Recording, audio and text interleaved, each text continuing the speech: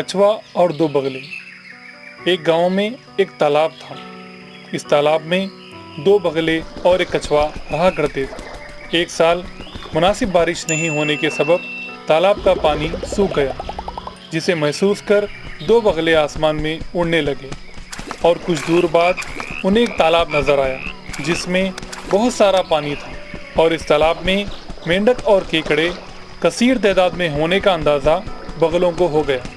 पुराने तालाब से निकलकर नए तालाब में बसेरा करने के बारे में गौर फिक्र करने लगे।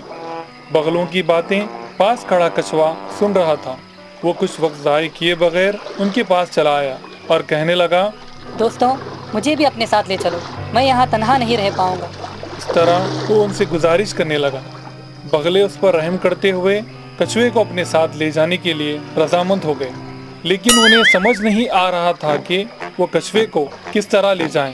कछुआ उड़ नहीं सकता और ना ही उतनी दूर चल पाएगा। उन्होंने सोचा कि उसे अपनी पीठ पर बिठाकर हवा में ले उड़ेंगे, लेकिन कछुआ उनकी पीठ पर नहीं चढ़ सकता था। बड़ी देर गौर फिक्र करने के बाद उनके जहन में एक ख्याल आया।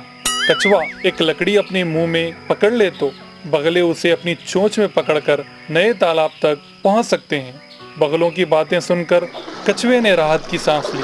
बगलों ने कछुए को सख्त अल्फाज में ताकीद करते हुए कहा कि किसी भी सूरत में तुम मुंह नहीं खोलोगे और लकड़ी को मजबूती से पकड़े रहोगे। कछुए ने सर हिलाकर हाँ कहने लगा। दूसरे दिन सुबह सवेरे दो बगले कछुए को लेकर हवा में उड़ने लगे। वो आसमान में उड़ने लगे। कुछ फासले बाद जमीन पर खेल रहे बच्चों की नज़र उन पर पड़ी।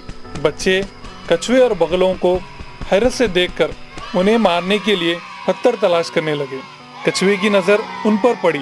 उसने मुंह खोलकर ये बात बगलों को बतानी चाहिए, लेकिन मुंह खोलते ही कछुआ नीचे गिर गया और ऊंचाई से गिरने के सबब उसकी जान चली गई।